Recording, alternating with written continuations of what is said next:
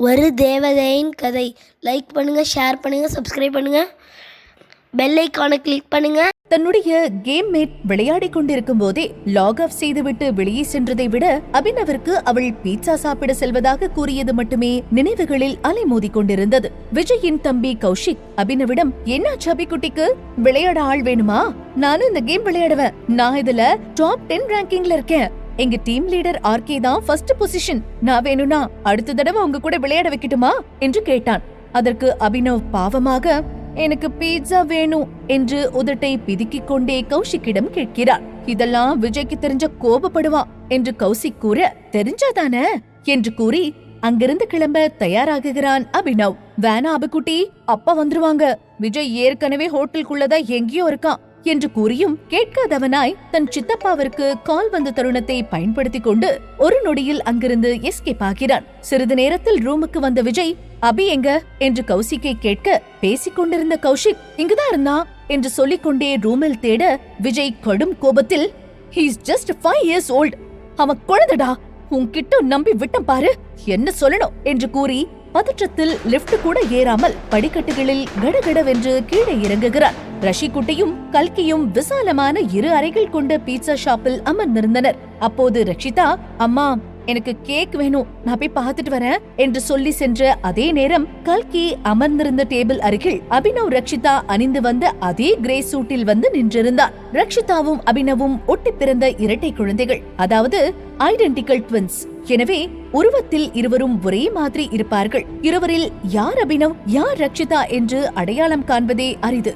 ஆம், அபினவ் கல்கியின் மூத்த மகன். கடையை அடைந்ததும் அபினவ் இதுவரை ருசித்திடாத மற்றும் பார்த்திடாத அனைத்தையும் ஆச்சரியமாக கண் இமைக்காமல் பார்த்து கொண்டிருந்த தருணம். கல்கி ரக்ஷிதா என்று நினைத்து அபினவை குட்டி என்று அழைத்தது அவன் காதில் விழுந்தவுடன் திரும்பி பார்க்கிறார். என்ன சுத்தி சுத்தி பார்த்துட்டு இருக்க, இன்னும் ஆர்டர் பண்ணலையா என்று விளையாட்டாக கேட்டுவிட்டு, அம்மாவை ஆர்டர் பண்ணட்டுமா என்று கல்கி கேட்க, அபினவ் இத்தனை நாட்களாக தான் கூப்பிட வேண்டும் என்று ஏங்கிய அந்த ஒரு வார்த்தை அம்மா என்று தன் காதில் விழுந்ததும் மகிழ்ச்சியில் மெய் மறந்து நின்றான்.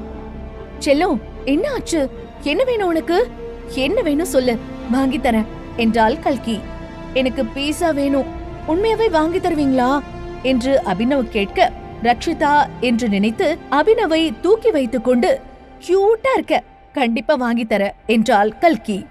ஆமா, என்ன திடீர்னு இப்படி எல்லாம் கேக்குற, என்னாச்சு உனக்கு என்று புரியாதவளாய் கேட்கிறாள் கல்கி. அம்மா எனக்கு பசிக்குது என்று அபினவ் கேட்க, உடனே பிடித்த உணவுகள் அனைத்தையும் ஆர்டர் செய்துவிட்டு அமர்ந்திருந்தனர்.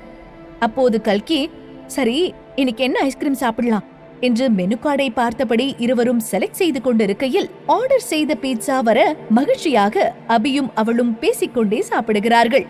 மறுபக்கம் அடுக்கி வைத்திருந்த அனைத்து வகையான கேக்குகளையும் ஆவலுடன் பார்த்து கொண்டிருந்த ரக்ஷிதா, எல்லாமே நல்லா இருக்கே என்று தனக்குத்தானே சொல்லிக் கொள்ளும் நேரத்தில், இங்க என்ன பண்ற என்று ஒரு கோபமான குரல் ரக்ஷிதாவின் காதில் விழுந்தது.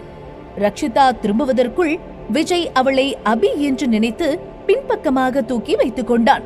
இன்டெலிஜென்ட் கேர்ளான ரக்ஷிதா தனக்கு ஏதோ தவறு நடக்கிறது என்பதை அறிந்து, ஐயோ என்னை யாரோ கிட்னாப் பண்றாங்க என்று அலற, விஜய் அபி தன் மீது கோபமாக இருக்கிறான் என்று எண்ணி அவளது வாயை தன் கையால் மூடிக்கொண்டிருந்தான். எத்தனை வாட்டி சொல்லிருக்க இதெல்லாம் சாப்பிடக்கூடாதுன்னு, அதுவும் தனியா வந்திருக்க, உனக்கு எவ்வளவு தைரியம் அபி என்று ரக்ஷிதாவின் வாயை மூடிக்கொண்டே பேசிக் கொண்டிருந்தான் விஜய். இப்படி தனியா வராதன்னு எத்தனை தடவை சொல்றது, ஹோட்டல்ல சாப்பிடுறது உடம்புக்கு நல்லதில்ல என்று புரிய வைக்க முயற்சி செய்கிறான் விஜய். அப்புறம் உனக்கு உடம்பு சரியில்லாம போனா என்ன பண்றது, அப்பாவுக்கு எவ்வளவு வேலை இருக்குன்னு தெரியும்ல என்று கேட்கிறான் விஜய். ரக்ஷிதா அப்பா என்று சொல்லி கேட்டதும் அதிர்ச்சி அடைகிறாள். அப்பா என்று சொல்லி பார்க்கும்போது, அம்மா உனக்கு அப்பா இல்ல என்று சொன்னது அவள் நினைவுகளில் வர, ஒரு முறை விஜயின் முகத்தை தடவி பார்த்து, அப்பா அப்பா என்று தன் பிஞ்சு குரலால் கொஞ்சி அழைக்கிறாள் ரக்ஷிதா. விஜய், அதுக்கு என்ன இப்ப என்று கேட்க, அப்பா பசிக்குதுப்பா, வாங்க ஏதாவது சாப்பிடலாம் என்று சொல்ல, ஆச்சரியமடைந்தவனாய் தன் வாட்சை பார்த்துவிட்டு, இன்னும் 1 hour தான் இருக்கு என்கிறான். 1 hour போதும்பா என்றாள் ரக்ஷிதா. அருகில் இருந்த டேபிளில் உட்கார்ந்து ஆரஞ்சு ஜூஸ் ஆர்டர் செய்தான் விஜய். அதற்கு ரக்ஷிதா, அப்பா ஜூஸ் குடிச்சா அப்புறம் அதிகமா சாப்பிட முடியாது என்றவள் சர்வரிடம், அங்கிள் எனக்கு 2 சாக்லேட் ஐஸ்கிரீம் அப்புறம் இட்லி என்றாள். அவள் இட்லி ஆர்டர் செய்ததை கண்டு வியக்கிறான் விஜய். பிறகு ஐஸ்கிரீம் நல்லதில்ல என்று சொன்னதும் சரி என்று ஒப்புக்கொண்டாள் ரக்ஷிதா. பிறகு உனக்கு யார் இட்லி எல்லாம் சாப்பிட சொல்லி கொடுத்தாங்க என்று விஜய் கேட்க, ரக்ஷி கையை நீட்டி பக்கத்து கேபினில் இருந்த கல்கியை பார்த்து, அதோ அம்மா தான் சொல்லி கொடுத்தாங்க என்று சொல்லிவிட்டு சாப்பிட ஆரம்பித்தாள். விஜய் தனக்குள் கோபத்துடன், அந்த லேடி இன்னும் அபினவ கிட்ட என்னெல்லாம் சொல்லிருக்காளோ, அம்மாவா என்று முணுமுணுத்து விட்டு ரக்ஷிதாவிடம், அவ உன் அம்மா இல்ல என்று கூற, அப்பா அவங்கதான் என் அம்மா என்று உறுதியாக கூறுகிறாள். விஜய் அவள் அருகில் சென்று, அபி நான் ஏற்கனவே சொல்லிருக்கேன், ஸ்ட்ரேஞ்சர்ஸ் கிட்ட பேசாதன்னு, அதுவும் அழகான பொண்ணுங்களை நம்பவே நம்பாத என்று விஜய் கூற, அதை கேட்ட ரக்ஷிதா, அபியா என்று குழப்பத்துடன், அப்பா நீங்க அவங்கள அம்மாவா ஏத்துக்கலனா நான் உங்களை அப்பாவா ஏத்துக்க மாட்டேன் என்று உறுதியாக ரக்ஷிதா சொல்ல, விஜய் அதிர்ந்து போகிறான். அபியிடம் திடீரென்று எப்படி இவ்வளவு மாற்றம் என்று உறைந்து நின்று கொண்டிருக்கிறான் விஜய்.